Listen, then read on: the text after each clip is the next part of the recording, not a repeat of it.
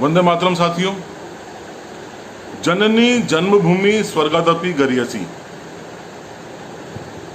कुछ लोगों के लिए यह शब्द महज किसी कहावत के शब्द हो सकते हैं, किसी कथ्य के शब्द हो सकते हैं। प्रचलित रूप में हम आए दिन इस प्रकार के शब्दों को सुनते हैं, लेकिन कुछ लोग होते हैं जो इन संपूर्ण शब्दों को अपने जीवन में आत्मसात कर लेते हैं। ये वो लोग होते हैं जिनके लिए मातृभूमि का प्यार स्वर्गिक आनंद से भी ज़्यादा महत्वपूर्ण होता है।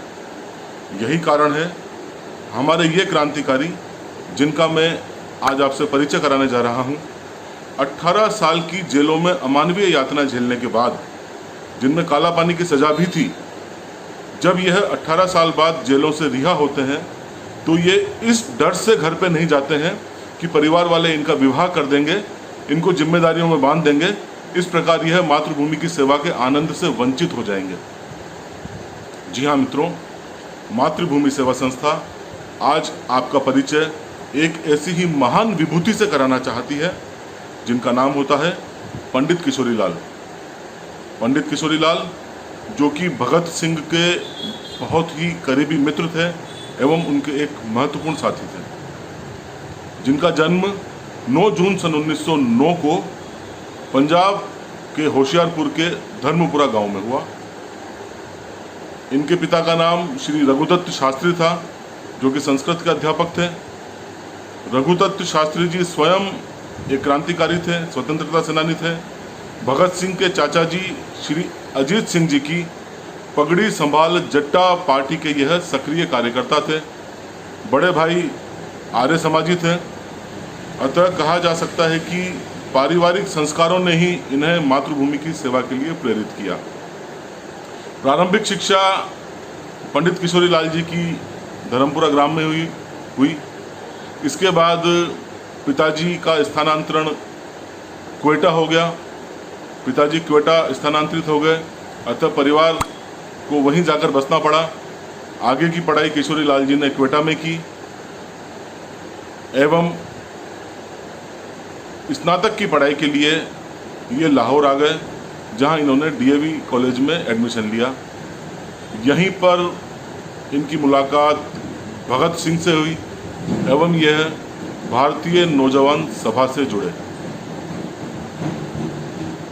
एवं पंडित किशोरी लाल जी यहीं से ही क्रांतिकारी गतिविधियों में रुचि लेने लगे एवं बहुत ही जल्द बम बनाने में निपुणता हासिल कर ली।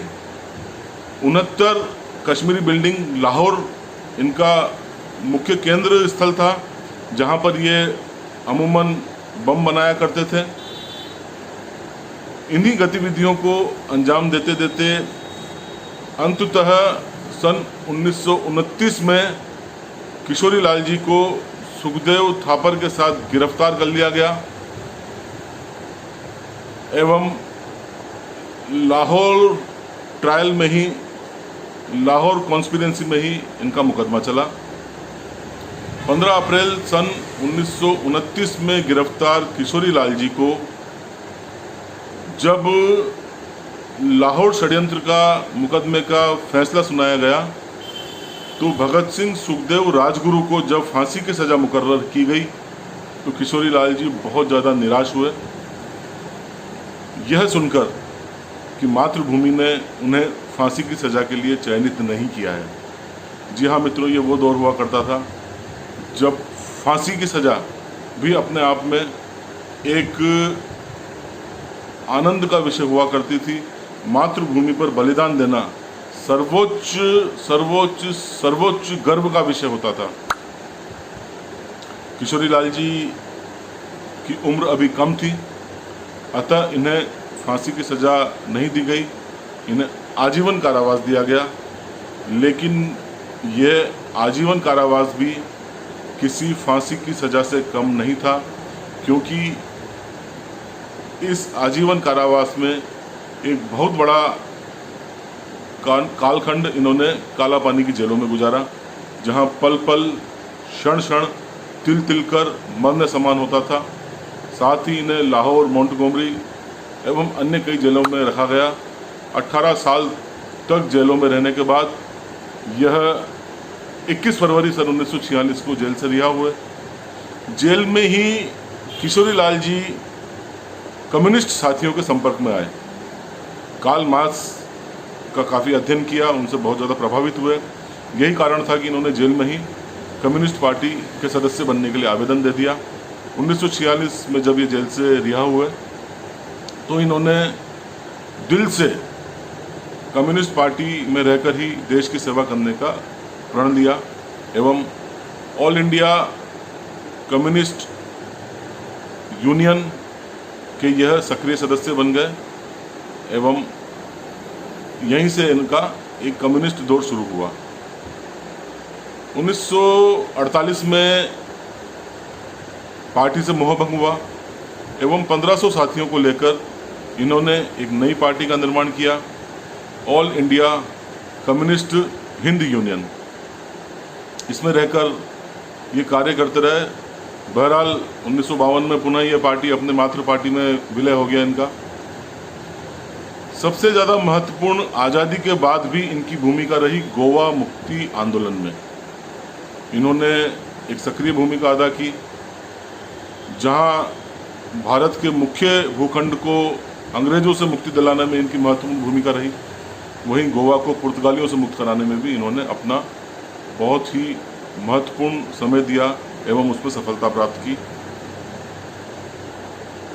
दुर्भाग्य से 11 जुलाई सन 1990 में ये दुर्घटनाग्रस्त हो गए। बहुत ज़्यादा गंभीर चोटें आई एवं इन्होंने अपने प्राण त्याग दिए। इस प्रकार पंडित किशोरी लाल जी एक अमर क्रांतिकारी के रूप में अपना जीवन बिताकर हमेशा हमेशा के लिए चिर निद्रा में लीन हो गए। मातृभूमि सेवा संस्था यह एक ऐसी संस्था है, वीडियो में भले ही आपको एक चेहरा नजर आता होगा, लेकिन संस्था की पूरी टीम आप सभी राष्ट्रभक्त साथियों के लिए दिन रात अथक परिश्रम कर जानकारियां जुटाती हैं। आदरणीय राकेश कुमार जी का अथक परिश्रम इन जानकारियां जुटाने में रहता है, जो मैं आपके सामने ला पाता हूं। मैं ऋणी हूं उनका।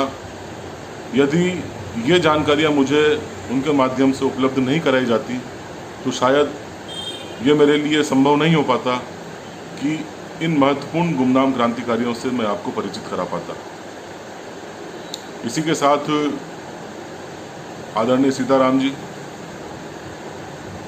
एवं एक लंबी टीम है। कभी फुर्सत में एक विशेष वीडियो बनाकर हमारे सारे साथियों का परिचय दूंगा मैं आपको।